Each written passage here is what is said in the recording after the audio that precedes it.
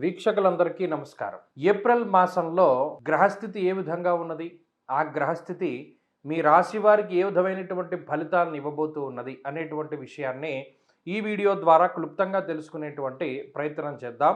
ముఖ్యంగా ఏప్రిల్ మాసంలో ఏ విధమైనటువంటి గ్రహస్థితి ఉండబోతూ ఉన్నది అంటే, ఈ మాసంలో గురుడు మిథున రాశి యందు సంచారం చేస్తారు, కేతువు సింహరాశి యందు సంచారం చేస్తారు, అలాగే కుంభరాశి యందు రాహు యొక్క సంచారం ఉంటుంది. అయితే ఈ ఏప్రిల్ ప్రారంభంలోనే 3వ తారీఖున కుజుడు కుంభరాశిని వదిలిపెట్టి మీనరాశిలోకి ఆయన యొక్క ప్రవేశం జరుగుతుంది. అలాగే ఈ మాసంలోనే బుధుడు 11వ తారీఖు నాడు ఆయన కుంభరాశిని వదిలిపెట్టి మీనరాశిలోకి ప్రవేశం చేస్తారు. అంటే కుజుడితో పాటుగా బుధుడు, అక్కడే శనేశ్వరుడు, రవి యొక్క సంచారం కూడా జరుగుతూ ఉన్నది. అంటే దాదాపుగా ఏప్రిల్ 15వ తారీఖు వరకు మరలా ఒక పంచగ్రహ కూటమి ఏర్పడుతుంది. చంద్రుడితోటి కలుపుకొని రవి, శని, అలాగే కుజుడు, బుధుడు, చంద్రుడు, ఈ 5 గ్రహాలతోటి మీనరాశి యందు పంచగ్రహ కూటమి ఏర్పడుతుంది. అలాగే 15వ తారీఖు ఏప్రిల్ నెలలో రవి మారిపోయి మేష సంక్రమణం చేస్తారు. మేషరాశిలోకి రవి వెళ్ళిపోతారు. అలాగే ఈ మాసం చివరిలో 20వ తారీఖున శుక్రుని యొక్క స్థితి మేషరాశి నుండి మారి వృషభ రాశిలోకి వెళుతూ ఉంటుంది. అంటే ఇక్కడ గమనించవలసినటువంటి విషయం ఏమిటి అంటే, ఈ మాసంలో ప్రధానంగా యుతి రవి, శనేశ్చర, కుజ గ్రహాల తాలూకు యుతి అనేటువంటిది కనబడుతూ ఉన్నది. రవి, కుజ, శనేశ్చరుల యొక్క యుతి అనేటువంటిది ప్రమాదకరము. ఎందుకు ప్రమాదకరము మనం ఆదిలోనే చెప్పుకున్నాం. ఏమని? గురుని యొక్క సంచారం ఏకస్మిన్ వత్సరే జీవే రాశిత్రయం ఉపాగతే. 3 రాశుల్లో గురుడు సంచరిస్తూ ఉన్నారు. ఇది మంచిది కాదన్నాం. యుద్ధ వాతావరణము, యుద్ధ భీతి మొదలైనటువంటివి, పెట్రోల్కి సంబంధించిన ఇబ్బందులు, గ్యాస్కి సంబంధించినటువంటి ఇబ్బందులు ఇవన్నీ ఎదుర్కొంటూ ఉన్నారు. ఇప్పుడు ఈ శనేశ్వరుడు, కుజుడు, అలాగే రవిగ్రహాల యొక్క కలయిక వల్ల ఉష్ణ సంబంధమైనటువంటి సమస్యలు, కని విని ఎరుగని రీతిలో హీట్ వేవ్ అనేటువంటిది రావడానికి ఈ మాసంలో విపరీతంగా అవకాశం ఉంటుంది. రవికుజ శనేశ్వరుల యొక్క కలయిక విస్ఫోటనంగా చెప్తారు. అంటే అగ్నిపర్వతాలు బద్దలవ్వడానికి, రోళ్ళు రోకళ్ళు పగిలిపోయేటంత ఎండవేడిమి ఉండడానికి, అంత గరిష్టమైనటువంటి ఉష్ణోగ్రతలు రావడానికి ఎక్కువ అవకాశం ఉంటుంది.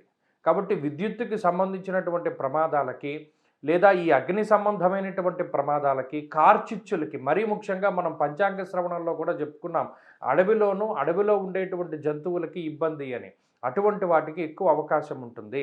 కాబట్టి ఈ ఏప్రిల్ మాసంలో కొంచెం మనం ఈ విషయాల మీద దృష్టిని పెట్టుకుని అప్పుడు మన రాశి ఫలితాలని చూసుకోవాలి. కుంభరాశి వారికి ఏప్రిల్ మాసము అనుకూలమైనటువంటి మాసంగా చెప్పచ్చు. కారణం ఏంటి అంటే, గత 2 నెలలుగా కుంభరాశి వారి పరిస్థితి చూడండి. జనవరి దగ్గర నుండి మీరు పరిశీలన చేయండి.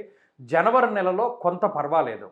ఫిబ్రవరి, మార్చి టూ బ్యాడ్ టూ వరస్ట్ అన్న సిచ్యువేషన్లోనే ఉన్నారు వాళ్ళు. ఎందుకంటే జన్మరాశ్యాత్తు 12వ స్థానమందు ఈ పంచగ్రహ కూటములు ఎప్పుడైతే ఏర్పడ్డాయో విపరీతమైనటువంటి శారీరక శ్రమ, తప్పు కాకపోయినా, మీరు తప్పు చేయకపోయినా మీ మీద నిందారోపణలు చేసి తప్పు చేశారు అనేటువంటి భావనలో మీకు రావాల్సినటువంటి ధనాన్ని సైతం తగ్గించి మీకు ఇచ్చినటువంటి పరిస్థితులు ఉంటాయి.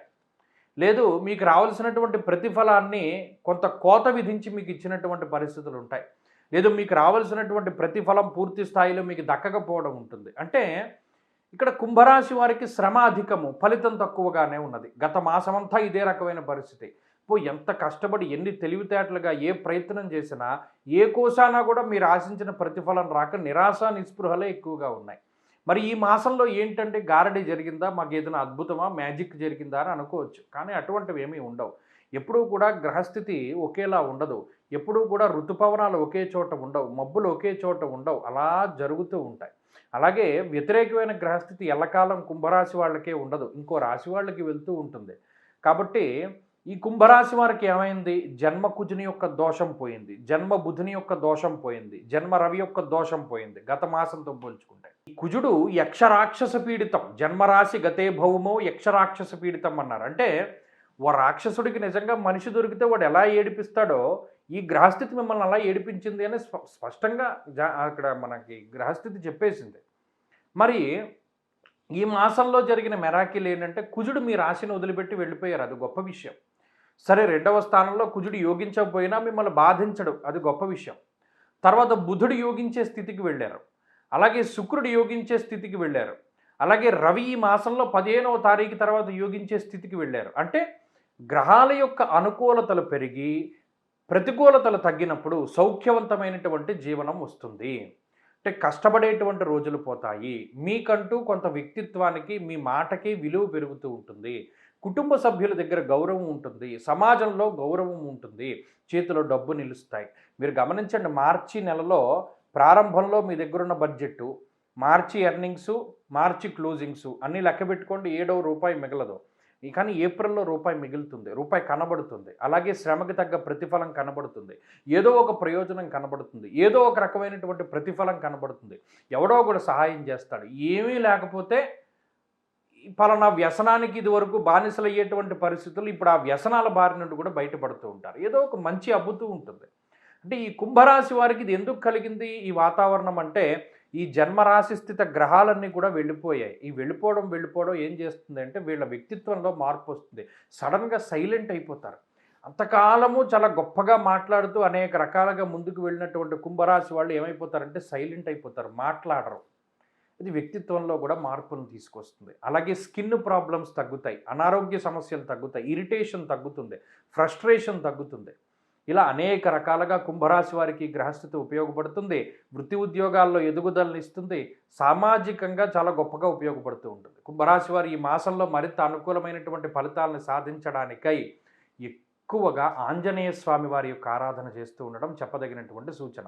ఈ మాసంలో ఏదైనా పని చేయాలి అనుకున్నప్పుడు, అంటే ఏదైనా ముఖ్యమైన పనులు చేయాలనుకున్నప్పుడు శుక్రవారాన్ని అలాగే ఆదివారాన్ని ఎక్కువగా ప్రిఫర్ చేస్తూ ఉండడం చాలా మంచిది.